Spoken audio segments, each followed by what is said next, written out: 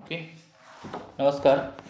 आपला trigonometric function हा topic चालू आहे. त्यातला एक टाईप पहिला टाईप आपण लास्ट लेक्चरला आपण बघितलेला आहे, तो म्हणजे principal solution. Just type number 2 general solution आता आपल्याला बघायचं आहे. त्याचे जेवढे फार एक्झाम्पल्स होतील ते मी तुम्हाला शेअर करतो आहे. बघ, काही डाऊट असेल तर कमेंट बॉक्समध्ये टाका किंवा आपल्या ग्रुपवरती जरी शेअर केलं तरी चालेल. ओके. याचे फॉर्म्युलेज मी तुम्हाला काल दिले होते, कालच्या लेक्चरला सांगितले होते, नंतर पाठवून पण दिले होते. आता मी डायरेक्ट एक्झाम्पल घेतो आहे. टाईप टू टायटल आहे find general solution. Example number 1. First example आहे sine theta is equal to √3/2. Sine theta is equal to √3/2. Then बघा आन्सरसाठी sine theta is equal to √3/2 first step जसे आहे तसे. साईनच्या कुठल्या अँगलची किंमत √3/2 हा अँगलची किंमत आहे. Sine theta is equal to sine √3/2 म्हणजे साइन 60चे, अर्थात साइन π/3 ची व्हॅल्यू √3/2 आहे, ती ठेवली मी. मीन्स हा जो आपला भाग आहे ते साइन आणि साइन दोन्हीकडे आले. सो आपण हा दॅट इज आपण असं म्हणू शकतो की sine theta is equal to sine alpha ही अरेंजमेंट इथे मॅच होते. सो आपण त्याचा फॉर्म्युला जनरल सोल्युशन काय असेल, sine theta is equal to sine alpha जर आले असेल तर जनरल सोल्युशन आहे general solution of sine theta is equal to sine alpha is, असं जर इक्वेशन आलं असेल तर त्याचं जनरल सोल्युशन आहे. जस्ट म्हणजेच फॉर्म्युला काल आपण बघितलेला, theta is equal to n π +-1 raised to n alpha whereas n belongs to z, where n belongs to z अशी अरेंजमेंट असेल. Means general solution, therefore general solution ह्या एक्झाम्पलचं जनरल सोल्युशन असेल theta is equal to n as it is, pi as it is, +-1 raised to n as it is, आणि अल्फाच्या जागी फक्त value put up करायचे. अल्फाच्या जागी काय व्हॅल्यू आलेलं आहे, π/3, ती π/3 ही व्हॅल्यू पुटअप केले, whereas n belongs to z. So हे आपलं जनरल सोल्युशन असेल. हे झालं एक्झाम्पल नंबर 1. ओके. काय जर डाऊट असेल तर विचारा. Now we see example number 2. cos theta is equal to 1/√2. cos theta is equal to, then cos theta, कॉसच्या कुठल्या अँगलची किंमत 1/√2 आहे, तर पहिल्यांदा मी स्टेप जशी आहे तशी लिहिली. कॉसच्या जे आपण अँगल घेतला 0, 30, 45, 60, 90, 1, त्यानंतर 180 आहे, 270, 360 आहे, यापैकी तो अँगल आहे त्याची किंमत आहे 1/√2. असं कुठला अँगल आहे कॉसच्या बाबतीत, तर कॉस ऑफ, म्हणजे इकडे जर डावीकडे कॉस असेल तर पलीकडे आपण कॉसचा विचार करू, कॉस ऑफ π/4. दॅट इज आपण म्हणणार की हा जो फॉर्म्युला आहे, म्हणजे हा जो आपण काढलेला आहे ॲडजस्टमेंट, ते मॅच होते cos theta is equal to cos alpha ह्या इक्वेशनसोबत. So that alpha is equal to आपण काय घेऊ शकतो इथे, मग असे लिहायचं राहिले, अल्फा इज इक्वल टू आपण नाही लिहिलं तर काही हरकत नाही, डायरेक्ट यूज करू शकतो. अल्फाच्या जागी आलेली व्हॅल्यू π/4 आहे. So general solution of cos theta is equal to cos alpha is, cos theta is equal to cos alpha असेल तर त्याचं जनरल सोल्युशन आहे theta is equal to 2nπ ± alpha whereas n belongs to z. Means general solution दिलेल्या इक्वेशनचं general solution असेल theta is equal to 2nπ ± अल्फाच्या जागी अल्फाची व्हॅल्यू किती आले, π/4, whereas n belongs to z. So हे एक्झाम्पल नंबर 2 असेल आपलं. सो ते फॉर्म्युले जे काल दिलेले आहेत ते जर माहिती असतील तुम्हाला तर पटापट उत्तर निघून जाणार आपलं. आणि IFP क्वेश्चन आहे जनरल सोल्युशन, 1-2 मार्कला क्वेश्चन असतो. Third example, tan theta is equal to √3 आहे. But tan theta is equal to √3, टॅनच्या कुठल्या अँगलची किंमत √3 आहे, तर tan थीटा, इकडे टॅन आहे म्हणजे इकडे पण टॅनचाच विचार करायला, tan 60ची व्हॅल्यू, 60 म्हणजे आपण π/3, pi/3 ची value. So that is equation is match to tan theta is equal to tan of alpha means while alpha is equal to pi/3 असणार आहे. ही एक व्हॅल्यू झाली. त्यानंतर general solution of tan theta is equal to tan of alpha असं जर equation असेल तर त्याचं जनरल सोल्युशन असणार आहे theta is equal to n pi plus minus only plus आहे, प्लस मायनस याला आहे कॉससाठी प्लस अल्फा आहे, whereas n belongs to Z. काल 4 फॉर्म्युले सांगितले होते बघा ग्रुपवरती, तर त्याचं ते फॉर्म्युले इथे अप्लाय करतो. म्हणजे समजा तिथे बघा साईनसाठी जर घेतलं sine theta is equal to sine alpha आहे, तर theta is equal to n pi plus -1/n alpha. Cos theta cos अल्फाचं जर असेल तर theta is equal to 2n pi plus और मायनस अल्फा, आणि tan theta is equal to tan alpha असेल तर theta is equal to n pi plus alpha. आणि स्क्वेअरच्या जर तिन्हीपैकी असेल sine square theta is equal to sine square alpha, किंवा cos square theta is equal to cos square alpha, किंवा tan square theta is equal to tan square alpha असेल तर n pi plus minus alpha असं आपण घेतो theta is equal to. तो असे पहिल्या तिघांना 3 आणि स्क्वेअरसाठी सगळ्यांना 1 कॉमन असे 4 फॉर्म्युले झालेले आहेत. सो हा फॉर्म्युला आहे. सो दिलेल्या इक्वेशनचं जनरल दिलेलं जर एक्झाम्पल होते त्याचं general solution is theta is equal to n pi plus अल्फाची व्हॅल्यू किती आहे तर pi/3 ती ठेवली इथे equation done, whereas n belongs to z. Okay, हे एक्झाम्पल नंबर आपलं 3rd झालेलं आहे. Now example number 4th, cos of theta is equal to 1/2. त्यानंतर cos of theta is equal to 1/2 पुन्हा एकदा राईट केलं आपण एक्झाम्पलसाठी. बघा कॉसच्या कुठल्या अँगलची किंमत 1/2, डावीकडे कॉस आहे म्हणजे इकडे घेताना आपण 1/2 म्हणजे कॉस 60ची व्हॅल्यू आहे. So cos of pi/3 cos 60ची व्हॅल्यू आहे. So that this equation is match to cos theta is equal to cos of alpha, where alpha equal to आपण सांगू शकतो की pi/3.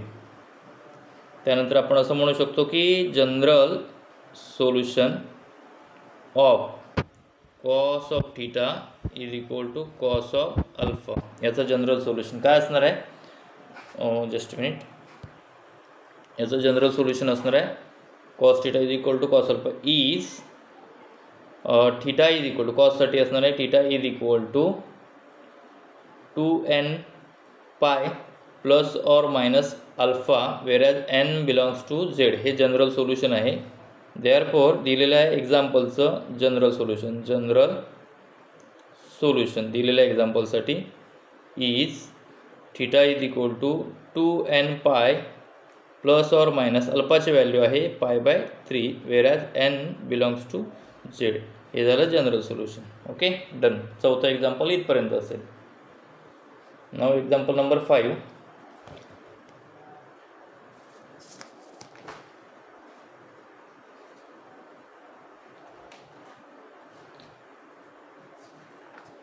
sec theta is equal to, example number 5, sec theta is equal to 2/√3. पण सेकसाठी आपण general सोल्युशनचा formula दिलेलाच नाही. आपल्याकडे 4च फॉर्म्युले आहेत, म्हणजे जेही 4ही फॉर्म्युले आहेत ते साइन कॉस टॅनमध्येच आहेत. सो सेक जर आला असेल तर कन्वर्ट करायचा, रेसिप्रोकल घ्यायचा, सेकचा कॉसला कन्वर्ट होतो आहे. सो पहिली स्टेप असेल बघा, जसं आहे तसं लिहितो मी, sec theta is equal to 2/√3. आता सेकचा जर आपण रेसिप्रोकल घेतला तर कॉस येतो, that is cos theta is equal to हे होल, इकडे पण रेसिप्रोकल येईल √3/2. कारण बघा sec theta 1/sec theta is equal to काय येणार आहे, कॉस थीटा येणार आहे. सो दोन्हीकडचा रेसिप्रोकल घेतला, मग ही कॉसची किंमत झाली. आता आपण काय ठेवू शकतो की कॉसच्या कुठल्या अँगलची किंमत √3 आहे तर कॉस ऑफ √3/2 म्हणजे कॉस 30ची किंमत आहे pi/6ची. So that here that is compare to cos theta is equal to cos of alpha, where alpha is equal to असणार आहे pi/6.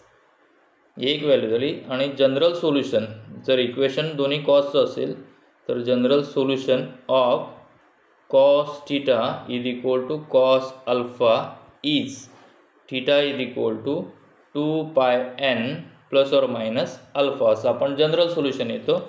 whereas n belongs to z, that is general solution. ह्या इक्वेशनचं ह्या एक्झाम्पलचं general solution is theta is equal to 2πn किंवा 2n π म्हटलं तरी चालेल, प्लस और मायनस अल्फाची व्हॅल्यू आहे π/6 ची व्हॅल्यू पुटअप केली ते हे इक्वेशन झालं.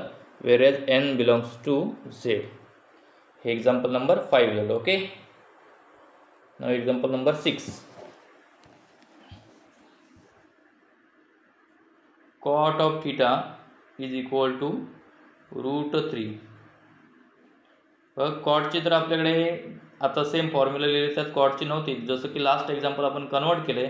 Cot theta is equal to 1/tan, म्हणजे याचा जर कन्वर्ट केला मी किंवा 1/cot म्हटलं तर tan ठेवू शकतो. याचा रेसिप्रोकल घेतला, हा उलट केला म्हणजे 1/cot येईल. छेद नाही म्हणजे 1 असणार आहे, याचा पण छेद नाही म्हणजे 1 असणार आहे. म्हणजे जसं की आपण याला छेद नाही म्हणजे 1, इथे पण छेद नाही, याला उलट केला तर 1/cot येईल. 1/cot इकडे काय ना 1/√3. दॅट इज आपण असं लिहू शकतो की 1/cot म्हणजेच 1/cot याचा अर्थ ते tan होईल, म्हणजे tan theta is equal to 1/√3 हे राहील. आता टॅनच्या कुठल्या अँगलची किंमत 1/√3 आहे, तर tan theta is equal to टॅनच्या 30ची व्हॅल्यू आहे.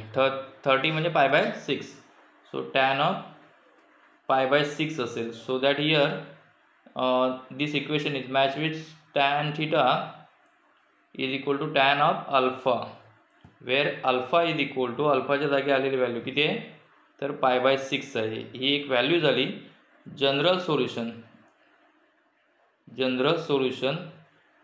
Of tan theta is equal to tan of alpha. म्हणजे tan theta आणि tan alpha असेल तर त्याचं जनरल सोल्युशन काय आहे तर theta is equal to n π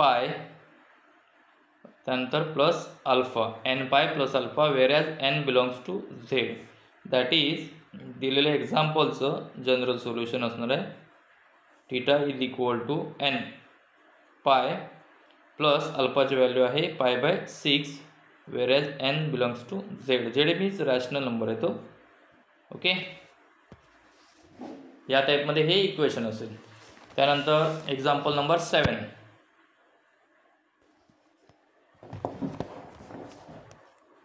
example number 7. Next equation आहे cot of theta is equal to 0. बघा मी पुन्हा एकदा इक्वेशन लिहितो. Cot theta is equal to 0. त्या दोघांना छेद नाही आहे म्हणजे मी 1 लिहितो, बरोबर.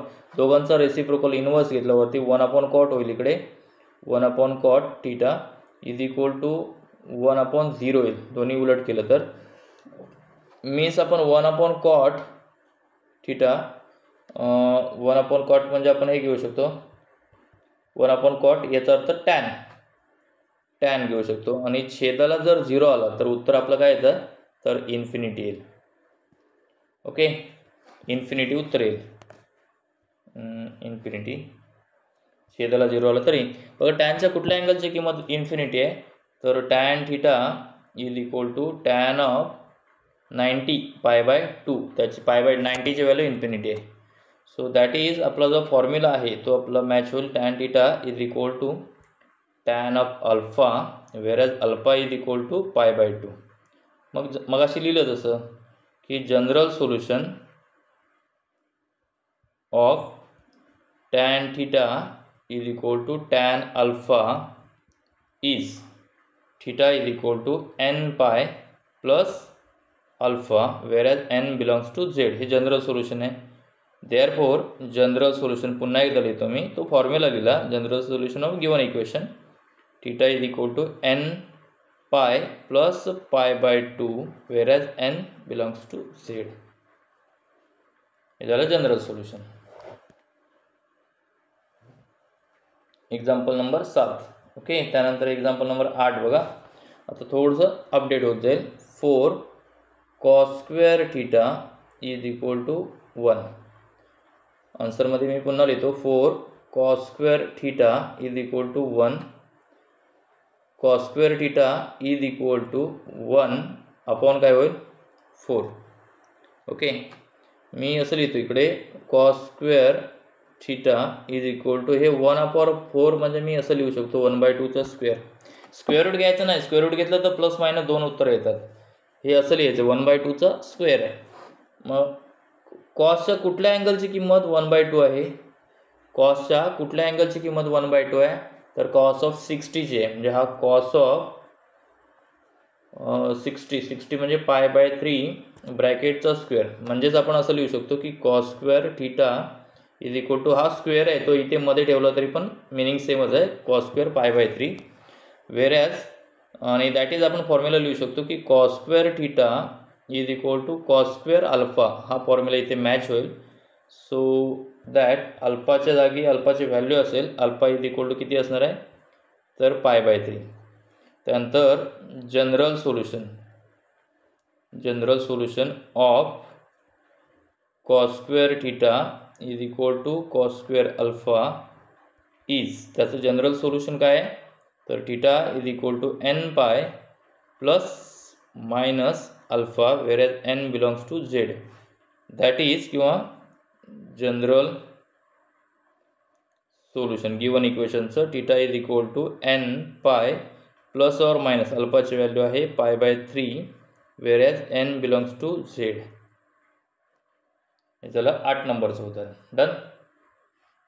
डाऊट येत असेल आपल्या ग्रुपला टाकला तरी चालेल. एक्झाम्पल नंबर 9 टाईप 2 चालू आहे आपला. 4 sine square theta is equal to 3. बघा इथे स्टेपमध्ये परत लिहितो मी 4 sine square theta is equal to 3 means sine square theta is equal to 3/4. म्हणजेच मी असं लिहितो इकडे sine square theta is equal to हा √3/2 हा ब्रॅकेटचा स्क्वेअर लिहू शकतो. वर्गमुळा 3चा वर्ग 3 आणि 2चा वर्ग 4 जे वरती आहेत म्हणजे हा स्क्वेअर या टाईपमध्ये लिहिला. लक्षात ठेवा हे स्क्वेअर रूट घ्यायचं नाही आहे. स्क्वेअरसाठी आपला फॉर्म्युला आहे त्यामुळे स्क्वेअर रूट घेत बसायचं नाही आहे, नाहीतर ते चुकणार तुमचं. Sine square theta is equal साइनच्या कुठल्या अँगलची किंमत √3/2 आहे तर π/3 60ची व्हॅल्यू त्याचा स्क्वेअर. म्हणजेच आपला येऊ शकतो sine square theta is equal to हा साइन हा स्क्वेअर आहे तो इथे मध्ये दाखवला तरी काय आणि ब्रॅकेटचा लिहिला तरी काय, दोन्ही अर्थ सेमच असतो. साइन स्क्वेअर π/3 दॅट इज आपला जो फॉर्म्युला मॅच होईल तो यासोबत sine square theta is equal to sine square alpha where alpha is equal to किती असणार आहे π/3. हे झाले अल्फाचे व्हॅल्यू राईट. त्याच्यानंतर दुसरा जनरल सोल्युशन, त्याचा general solution of sine square theta is equal to sine square alpha. Sine square is general solution आहे theta is equal to n pi plus और minus alpha whereas n belongs to z.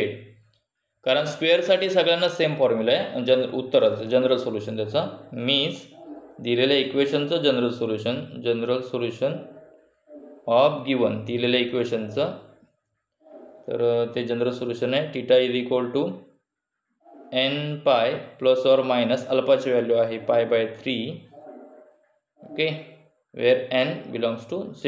हे झालं example number आपला 9. Doubt येत असेल तर विचारलं तरी चालेल. Now example number 10 tan square theta is equal to 1. 10वं उदाहरण. मग आपण इकडे tan स्क्वेअर थिटा आन्सरमध्ये परत लिहितोय मी एकदा. tan square theta is equal to 1. टॅनच्या कुठल्या अँगलची किंमत 1 येते तर tan ऑफ 45 म्हणजे tan square theta is equal, आता मी डायरेक्ट लिहू शकतो tan स्क्वेअर ऑफ π/4. 1चा स्क्वेअर दाखवू शकतो. 1 म्हणजे 1चा स्क्वेअर आणि 1चा स्क्वेअर म्हणजे ते tan π/4ची व्हॅल्यू पण 1च येते त्यामुळे टॅनची व्हॅल्यू ठेवली. This equation is match to tan square theta is equal to tan square alpha whereas alpha is equal to π/4. ही अल्फाची व्हॅल्यू झाली. त्याच्यानंतर आपण general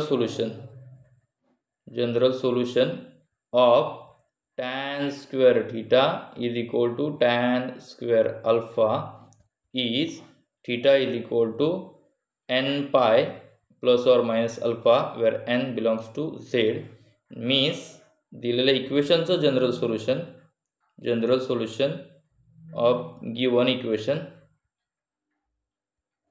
theta is equal to N pi plus or minus अल्फाची value आहे π/4 whereas n belongs to Z. So हे general solution झालं. Okay, हे झालं एक्झाम्पल नंबर 10. Example number 11. पण नेक्स्ट थोडंसं डिफरंट होत जाणार आहे, हरकत नाही, पण समजणार आहे. डाऊट असेल तर तुम्ही क्लिअर करून घ्यायचं, म्हणजे विचारायचं डाऊट, काही प्रॉब्लेम नाही. जवळपास 15 एक्झाम्पल्स असतील ह्या टाईपमध्ये, आपण ते सगळे घेऊयात. 11 नंबरचं उदाहरण, cos of 3 theta is equal to cos of 2 theta. थोडंसं डिफरंट आहे, 2 थीटा. ओके, असं एक्झाम्पल आहे. 3 theta is equal to 2 theta. Equation आपण कन्वर्ट करूया. बघा, हे कॉस ऑफ 3 थीटा थोडंसं चेंज अपडेट होणार आहे. Cos of 3 theta minus cos of, तिकडेचा प्लस आहे तो आपण इकडे घेऊयात, minus cos 2 theta is equal to 0. त्यानंतर एक तुम्हाला फॉर्म्युला रिमाइंड होतो का बघा, जो लास्ट इयर झालेला आहे. फॉर्म्युला कुठला आहे तर cos A minus cos B is equal to -2 sine of A plus B upon 2 into sine of A minus B upon 2. हा फॉर्म्युला होता गेल्या वर्षी झालेला, तोच इथे अप्लाय करणार आहे. कॉस ए मायनस कॉस बी हा जो आहे तो इथे वापरणार आहे. म्हणजे काय होणार आहे तर -2 साइन ऑफ, म्हणजे हा जो मधला भाग आहे ना तो ॲज अ फॉर्म्युला म्हणून आहे, हा फॉर्म्युला म्हणून वापरलेला.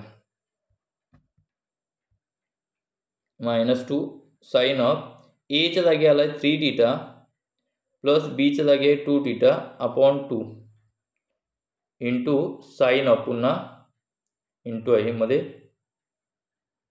साइन ऑफ एच्या जागी आला आहे 3 थीटा मायनस बीच्या जागी आला आहे 2 theta upon 2. Okay, is equal to, पुन्हा एकदा इज इक्वल टू -2 हा साइन ऑफ 3 प्लस 2 म्हणजे किती 5 theta upon 2 into sine of 3 theta minus 2 theta म्हणजे फक्त θ/2 येईल. हां, ह्या स्टेपला इक्वल टू 0 आहे, पलीकडे लिहायचं माझा राहिलेला आहे. ओके, 0 आहे. ठीक आहे, येथपर्यंत झालेलं आहे. त्याच्यानंतर आपण -2 जो इंटूला आहे तो मी 0च्या बाजूला पटवला, म्हणजे राहिला sine of 5 theta upon 2 into sine of theta upon 2 is equal to, हे 0 अपॉन -2 होईल.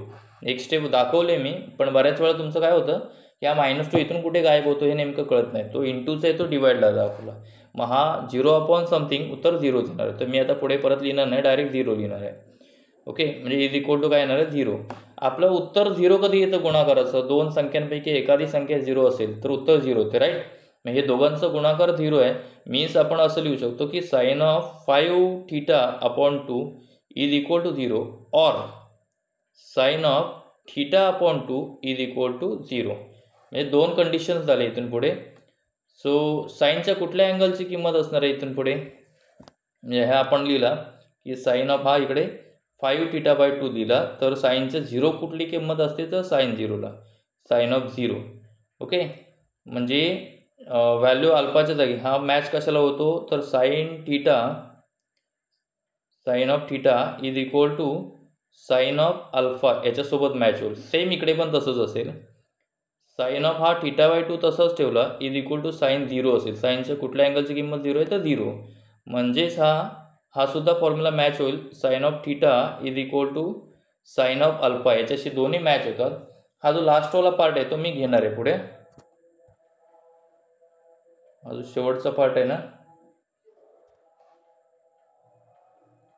तो मी पुढे तसाच होणार आहे. ओके,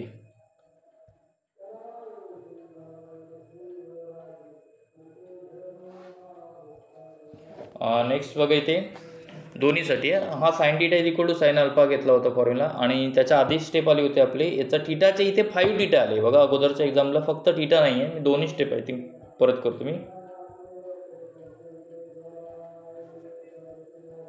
जस्ट मिनिट, आपण दोन्ही स्टेप घेऊया ते.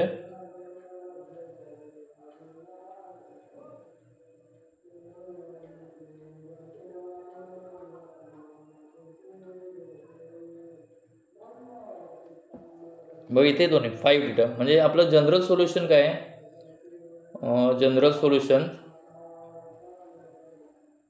Of sine theta is equal to sine alpha is, त्याचं जनरल सोल्युशन काय आहे, साइन थीटा बरोबर साइन अल्फा असेल तर आपण जस्ट मगाशी यूज केलेलं आहे कुठला आहे ते की theta is equal to N pi, त्यानंतर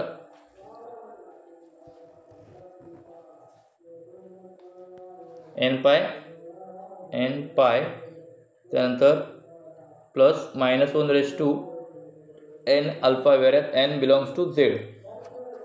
सो ह्या दोन्हीसाठी मी दोन साईडला दोन कंडिशन दाखवतो. इकडे थीटा नाही आहे बघा, थीटाच्या ऐवजी 5 इथे पण वेगळा भाग तो जसा आहे तसाच मी खाली लिहिणार आहे, फक्त थीटा नाही आहे.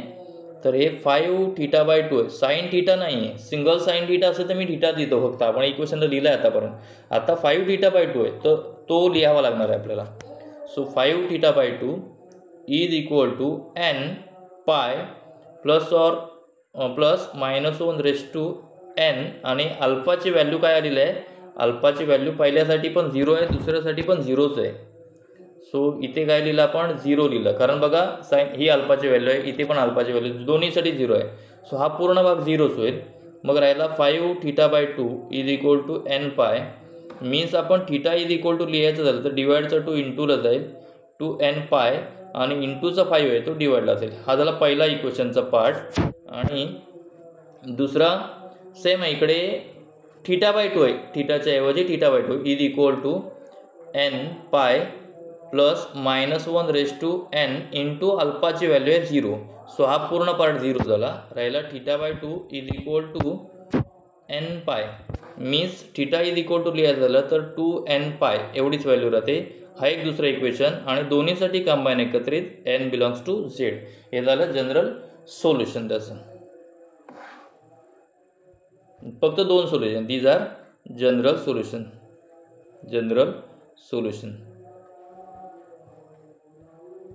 मला वाटतं एक्झाम्पल नंबर 12 असेल पुढे.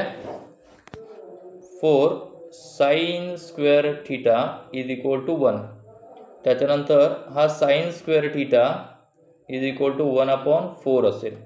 मीन्स आपण आता केलं तसंच करूया, मग असे केलं होतं बघा sign square theta. I think हे उदाहरण झालेलं आहे, मी 12साठी सेकंड एक्झाम्पल घेतो. दुसरं tan cube theta is equal to 3 tan theta आहे. नेक्स्ट बघा tan cube theta is equal to 3 tan theta as it is. दोन्ही साईडला आहे ना मी टॅनने डिवाइड करतो, इथे पण टॅनने डिवाइड करतो, इथे पण टॅनने डिवाइड करतो, कारण इथे कॅन्सल होईल बघा आणि इथे एक वेळा कॅन्सल होईल, स्क्वेअर राहील. सो दॅट इथे असं राहील tan square theta is equal to only 3. जर मी स्क्वेअर रूट टाईप लिहायची झाली tan square theta is equal to √3 आणि हा ब्रॅकेटचा स्क्वेअर. टॅनच्या कुठल्या अँगलची किंमत √3 येते तर tan square theta is equal to tan of √3 कुठल्या अँगलची किंमत येते तर 60ची, म्हणजे π/3 त्याचा स्क्वेअर येईल.